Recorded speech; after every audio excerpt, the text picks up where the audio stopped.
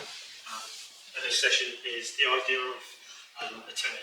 You often hear the wonderful quote, O Sensei said, or whoever it was that said that 90% or 80% of Aikido is atemi. Now, one of the problems I have with that is that, and I've been involved in the art for the best part of 50 years, and the majority of Aikido you see doesn't do what I would call atemi. There are token strikes that are put into things. Can I borrow your time just to body? Thank you. You see a lot of kind of this stuff. And I get it, it's kata.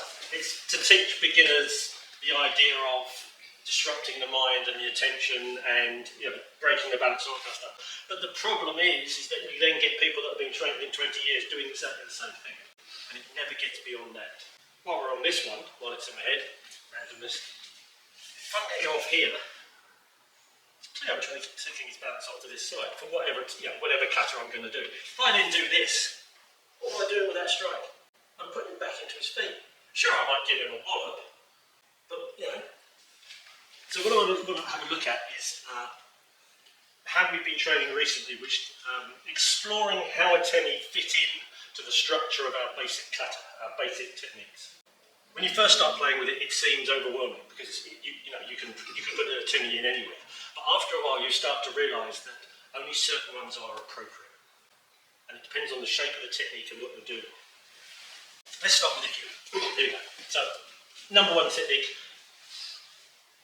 Please note this won't work in the street comments. This is kata. Okay, this is a beginner's crossed-handed. This is just to demonstrate the principle. Ikkyo is about rolling the shoulder forwards, taking the balance into the toes, and dropping the partner down. And I'm not even doing a proper technique. I'm just showing you the shape. It's demonstrating a principle. This is an arrest and control technique that is allowing me, with the minimum of kind of discomfort and force, to start taking balance, okay, at a very primitive level, all right?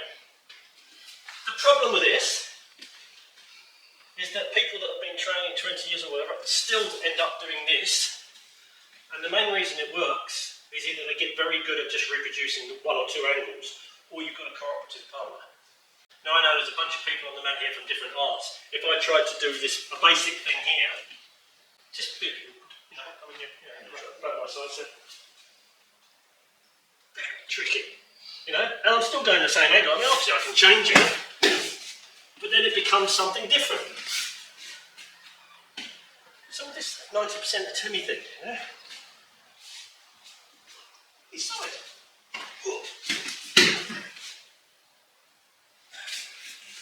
There was a gentle-ish elbow. I know that this is sensitive.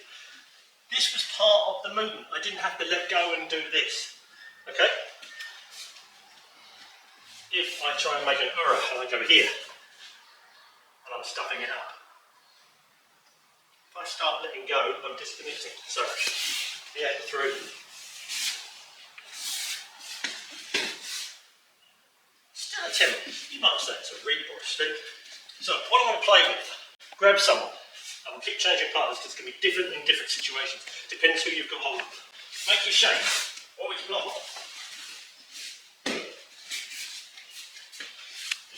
You come straight over my ball. That worked. But you could have kicked it in the front leg. Okay. Now, say now it's gone solid. Here. The hip. Any part of your body can make a tip.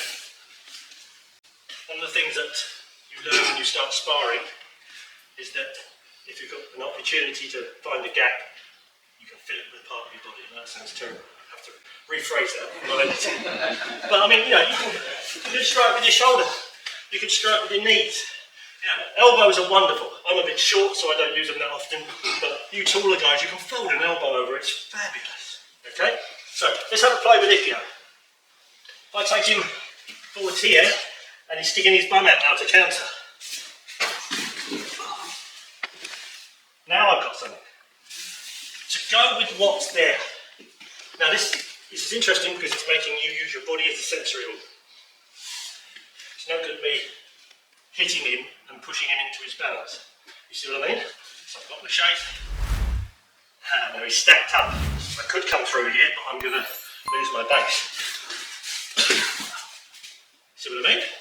Yes, I know my foot forwards, I'm just demonstrating the principle. So, I want you to have a little play with it. Use your body as a sensory organ, feel what your partner is doing, and put your atemi in to assist the balance break. So let's think about our basic techniques as being ways of breaking the balance, taking kazushi, whatever you want to call it. And if your partner is blocking, rather than me making a big fuss about it, humming and hurry, use your atemi in whatever way you think is appropriate. Okay?